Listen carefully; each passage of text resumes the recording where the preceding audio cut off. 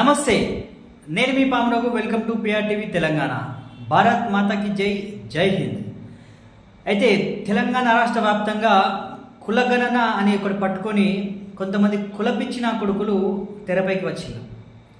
అయితే ఈ కులగణన దేని గురించి, కులగణన చేసి ఏం పీకుతారు అనేది మీకు ఇందులో చెప్పే ప్రయత్నం చేస్తే వివరణంగా. అంటే అది ఎవరి స్వలాభం గురించి, ఎవరి రాజకీయ స్వలాభం గురించి అని కూడా ఇందులో మీకు పూర్తిగా క్లుప్తంగా వివరిస్తుంది.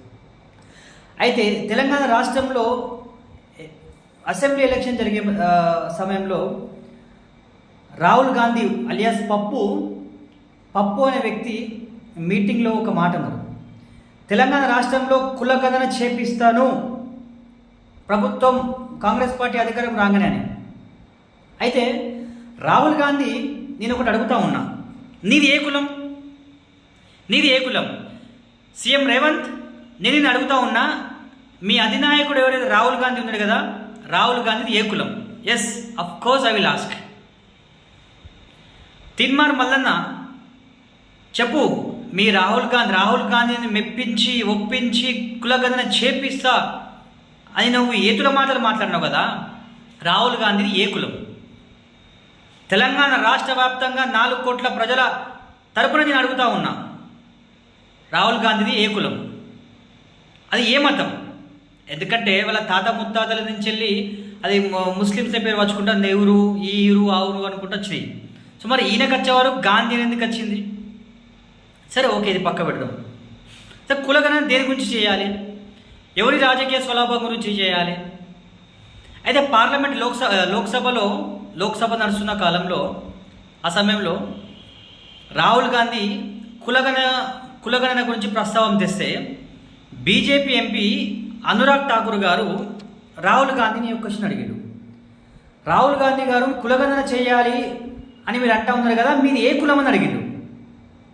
అనగానే యూపీలో ఉన్న అఖిలేష్ సింగ్ యాదవ్ లేసి, ఆహా, మా రాహుల్ గాంధీని ఎట్లా మీరు కులం అడుగుతారు?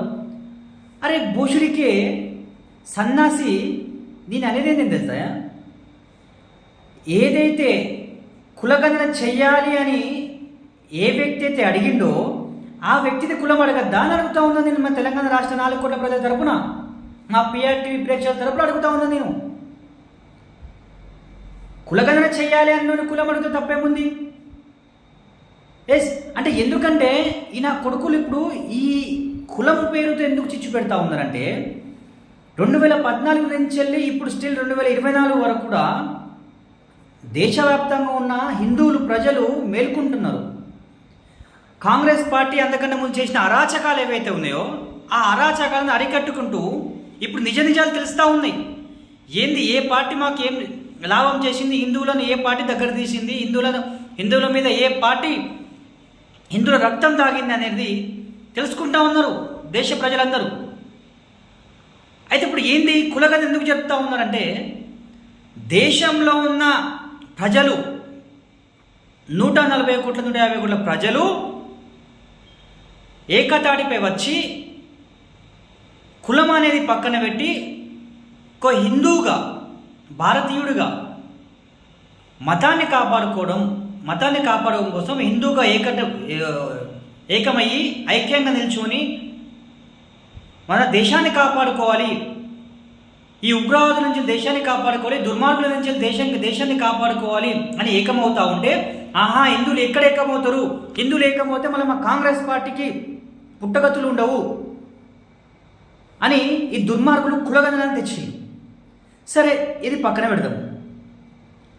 తెలంగాణ రాష్ట్ర వ్యాప్తంలో తిన్మార్ మల్లన్న, నేను ఒకటి అడుగుతా ఉన్నా, నువ్వు 2018లో 2016-2018 సంథింగ్ ఎమ్మెల్సీ ఎలక్షన్స్ అయినాయి. అప్పుడు ఏ మొక్కం పెట్టుకొని ఏ కులాలను నువ్వు ఓట్లు అడిగినావా? ఇప్పుడు గ్రాడ్యుయేట్ ఎలక్షన్సే కదా నువ్వు అక్కడ 2016లో అయింది ఎలక్షన్లో పోటీ చేసింది. అప్పుడు నీకు ఏ కులం ఉంది, ఈ కులం అయితే నాకు ఓటు అని అడిగినావా? సరే, అప్పుడు వదిలేయి. తర్వాత హుజూర్నగర్ బై ఎలక్షన్లు వచ్చినాయి. అప్పుడు 5 రూపాయలు ఇవ్వండి, 10 రూపాయలు ఇవ్వండి అని అడుక్కున్నావు కదా ప్రజల దగ్గర. అమ్మ, మరి మీ ఈ కులం అయితేనే నాకు పైసలు ఇవ్వండి, మీరు ఈ కులం అయితేనే పైసలు ఇవ్వండి, నా మునులు కాపు కులం అయితే నాకు పైసలు ఇవ్వని అన్నావా అని ఎందుకు అడగలేదు? మరి అయ్యా బాంచని అవ్వా బాంచని అడిగినావు కదా, బిచ్చం అడిగినట్టు. అప్పుడు లేని కులాలు ఇప్పుడు నీకు గుర్తుకొచ్చినాయా? ఎవరి స్వలాభం గురించి? సరే, మొన్న ఎలక్షన్ జరిగినాయి. అంతకన్నా ముందు 2020లో నువ్వు పాదయాత్ర చేసినావు. నవంబర్ 1 తారీఖు జనగామ చౌరస్తా డాక్టర్ బాబాసాహెబ్ అంబేద్కర్ విగ్రహం నుంచి వెళ్ళి అక్కడి నుంచి వెళ్ళి నువ్వు పాదయాత్ర చేసినావు, ఉమ్మడి ఖమ్మం, నల్గొండ, వరంగల్. మరి నీ పక్కనున్న నీ పక్కన ఎస్సీ, ఎస్టీ, బీసీ, మైనారిటీ బిడ్డలందరూ నీ పక్కన నడిచిలు కదా, నీకు సపోర్ట్గా నడిచిలు కదా. నీ దగ్గర ఏం లేకున్నా కూడా, నువ్వు రూపాయి ఇవ్వకుండా కూడా నీ ఎంత నడిచిలు కదా నీకు సపోర్ట్ చేసుకుంటా. మరి అప్పుడు ఎందుకు అనలేదు, నా కులం వాళ్ళైతేనే నా ఎంబడి నడవండి అని ఎందుకు అడగలేదు? అప్పుడు అందరు కాలు మొక్కినావు, అందరి బాంచనన్నావు. అప్పుడు లేని కులం ఇప్పుడు నీకు గుర్తుకొస్తున్నదా? రేవంత్, సీఎం రేవంత్, నేను కూడా అడుగుతా ఉన్నా. ఇప్పుడు కులగణన నువ్వు మాట్లాడుతూ ఉన్నావు కదా. సో మరి కులగణన చేయడం నీకు ఇష్టమో లేదో అది పక్కన పెడదాం. తీన్మార్ మల్లన్ అనే వ్యక్తి బీసీ వాదం ఎత్తుకున్నారు. ఒక నిమిషం, బీసీ వాదం కన్నా ముందు ఒక విషయం చెప్పాలి. మొన్న ఎమ్మెల్సీ ఎలక్షన్ జరిగినాయి కదా తీన్మార్ మల్లన్న, మొన్న రీసెంట్ నువ్వు ఎమ్మెల్సీ అయినావు కదా. మరి అప్పుడు ఎందుకో కులగణన చేయాలని అప్పుడు ఎందుకు అనలేదు? మరి నాకు చదువుకున్న వాళ్ళు చదువుకున్న వాళ్ళు పట్టభద్రులు ఓట్లే కదా అవి. మరి ఎందుకో నా కులం వాళ్ళే నాకు ఓట్లు వేయాలి, ఈ కులం వాళ్ళే ఓట్లు వేయాలి ఎందుకు అడగలేదు? మరి SC, ST, BC, minority, OC అందరినీ ఓట్లు వేసింది కదా చదువుకున్న మేధావులందరూ. అంటే వాళ్ళు అవలగల్లా? అండ్ నీ స్వార్థం గురించి దేనికైనా బరి తెగిస్తావా తీర్మార్ మల్లన్న? ఎవరి స్వలాభం గురించి ఇది? ఎవరి స్వలాభం గురించి? సరే, ఇది పక్కన పెడదాం. రేవంత్, నేను ఒకటి అడుగుతా ఉన్నా. 2016లో సమగ్ర కుటుంబ సర్వే అని కేసీఆర్ గారు నిర్వహించింది. దాంట్లో ఇంటింటికి తిరిగి ప్రతి ఒక్క ఎంప్లాయీ కానివ్వండి, ఇంటింటికి తిరిగి గ్రామ పంచాయతీ సిబ్బంది కూడా ఇంటింటికి తిరిగి సమగ్ర కుటుంబ సర్వేలో పాల్గొన్నారు.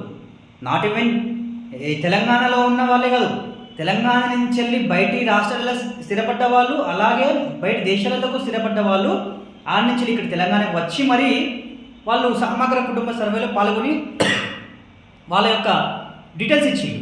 అప్పుడు ఏంటి, ఫ్రిడ్జ్ ఉన్నదా, టీవీ ఉన్నదా, కారు ఉన్నదా, బైక్ ఉన్నదా, ఏంటి సంగతి అని అన్ని లిస్ట్ రాసుకపోయాడు. రేవంత్, ఇప్పుడు నువ్వే ముఖ్యమంత్రి కదా, ఆ ముఖ్యమంత్రి పదవి నువ్వే కూర్చున్నావు కదా, ఇంకొకటి కూర్చోలే కదా, సన్నాసి కూర్చోలే కదా, నువ్వే కూర్చున్నావు కదా. మరి అప్పుడు కేసీఆర్ నిర్వహించిన ఏదైతే సమగ్ర కుటుంబ సర్వే ఉన్నదో ఆ సమగ్ర కుటుంబ సర్వే డీటెయిల్స్ నీకు తెలుస్తుంది కదా. ఏ కులము ఎంతమంది ఉన్నారు, ఎవరు ఎంతమంది ఉన్నారు, నీ రెడ్డిలు ఎంతమంది ఉన్నారు, బీసీలు ఎంతమంది ఉన్నారు, ఎస్సీ, ఎస్టీ వాళ్ళు ఎంతమంది ఉన్నారో నీకు తెలిసిపోతుంది కదా. ఎందుకు ఆడలేక పాత గజ్జల చేష్టాలు ఇస్తాను? ఎందుకు తెలంగాణ రాష్ట్ర వ్యాప్తంలో ఉన్న ప్రజలు ఎందుకు కులం పేరుతో విడగొడుతూ ఉన్నారు? మీరు నాకు అర్థం అవట్లే. కానీ ఎవరి స్వలాభం గురించి చేస్తూ ఉన్నారు కులగణన మీరు? ఆల్రెడీ కేసీఆర్ గారు చేసి అది లిస్ట్ తీసుకుని తెలిసిపోతుంది. ఎందుకు వాళ్ళు డబ్బులు వృధా ఖర్చు చేస్తూ ఉన్నావు? ఆ కులగణన పేరుతో మా డీటెయిల్స్ నీకు ఎందుకు ఇవ్వాలి?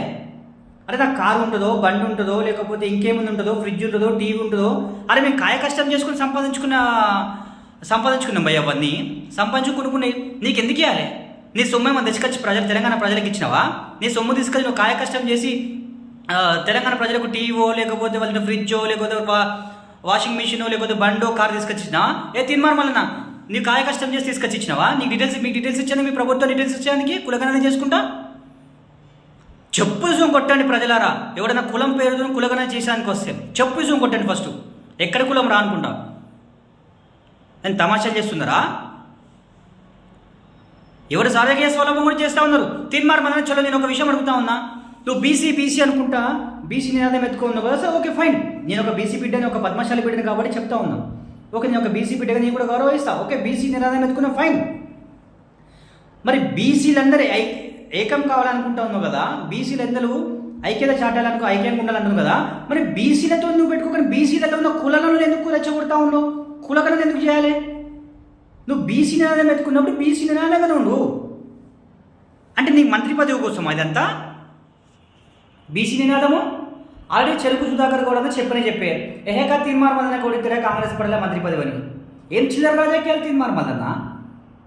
ఏం చిల్లర రాజకీయాలు చేస్తా ఉన్నావు నువ్వు? నీకు ఒక మంచి హోదా ఇచ్చిళ్ళు, చదువుకున్న పట్టభద్రులు, ఒక ఎమ్మెల్సీ పదవి ఇచ్చిళ్ళు నీకు. అది తీసుకొని నువ్వు మూడు జిల్లాలలో ఉన్న ఉమ్మడి నల్గొండ, వరంగల్, ఖమ్మం జిల్లాలో ఉన్న ఎవరైతే ఓట్లేసిలో విద్యార్థుల తరపున నువ్వు కొట్లాడు, ప్రభుత్వాన్ని ప్రశ్నించు. ఓకే, ప్రభుత్వం కూడా ప్రశ్నిస్తూ ఉన్నావు ప్రభుత్వాన్ని, ఫైన్, నేను ఒప్పుకుంటా, మెచ్చుకుంటా నేను. ఎవరైతే నువ్వు ఓట్లేసిలో పట్టభద్రుల వాళ్ళ ఉద్యోగుల తరపున నువ్వు మాట్లాడు, ఎవరికైతే పోలీస్ కానిస్టేబుల్కి అన్యాయం జరుగుతుందో వాళ్ళ తరపున మాట్లాడు, ఉద్యోగస్తులకు కరెక్ట్ టైంలో వాళ్ళకి జీతాలు పడతారో వాళ్ళ తరపున మాట్లాడు. అంతేకాని కులగణన ఎవరికి కావాలరా మీ కులగణన? దొంగనా కొడుకులందరూ మోపోయి కులగణన అని పేరు కులం పేరుతో రెచ్చగొడతా ఉన్నారు మీరు. మన కులం పేరుతో రెచ్చుకుంటున్నారు, మరి బీసీ నిర్ణయం ఎందుకు ఎత్తుకున్నారు మీరు?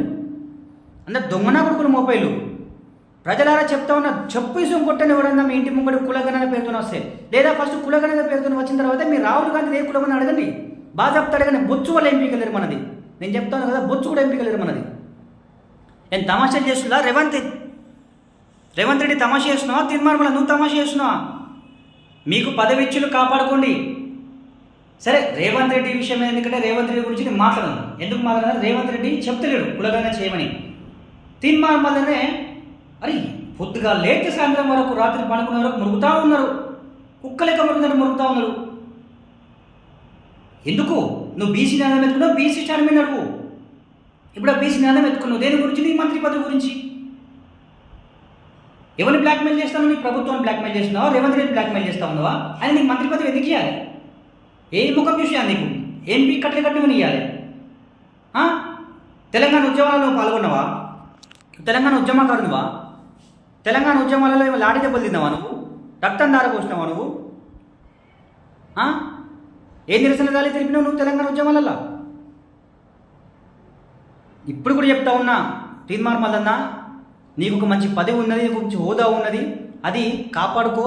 ఉన్నదో ఒక సంవత్సరంన్నర అనుకుంటారు. కాపాడుకో నీకు ఓట్లు వేసిన వాళ్ళకి న్యాయం చేయి. మళ్ళీ తర్వాత నువ్వు ఎమ్మెల్సీగా గెలవాలని మనస్ఫూర్తి కోరుకుంటున్నా, మళ్ళీ గెలవాలని కోరుకుంటున్నా.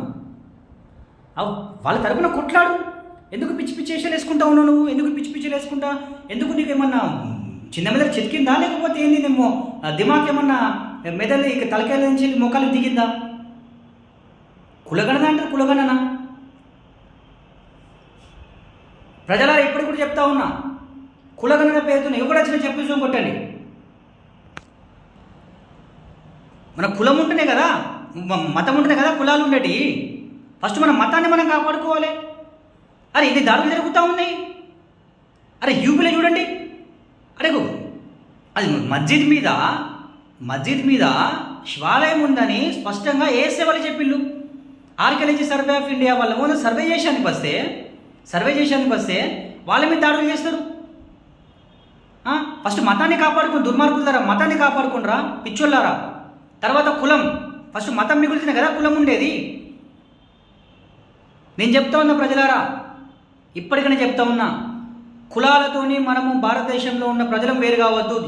స్పెషల్గా మన తెలంగాణలో ఉన్న ప్రజలందరికీ చెప్తా ఉన్నా, చేతులు జోడించి చెప్తా ఉన్నా, నమస్కరించి చెప్తా ఉన్నా, దయచేసి కులాల పేరుతో మనము విడిపోవద్దు, ఐక్యంగానే ఉండాలి.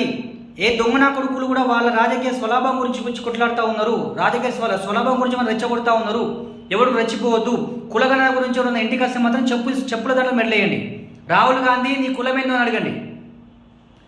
రైట్, ఇది ప్రజలారా. ఒకవేళ మన ఛానల్ని సబ్స్క్రైబ్ చేసుకొని వాళ్ళు ఎవరైనా ఉంటే దయచేసి సబ్స్క్రైబ్ చేసుకోండి. ఎందుకంటే మనం వీడియో పెట్టగానే మీ దాకా చేరాలి కాబట్టి. సో చూస్తుండండి PRTV తెలంగాణ. నేను మీ పామరావు.